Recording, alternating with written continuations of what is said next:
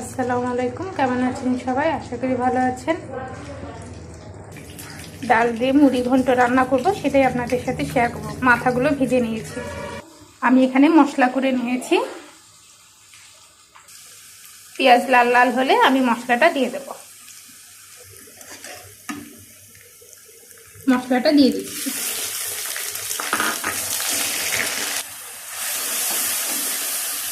গুঁড়া জাল হলুদ দিয়ে আমি মশলাটা কষা নেব। এখন আমি ডালটা দিয়ে দিই।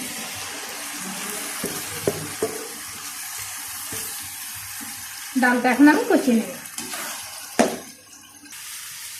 আমার কষানো হয়ে গেছে, এখন আমি এটা প্রেসারে দেব।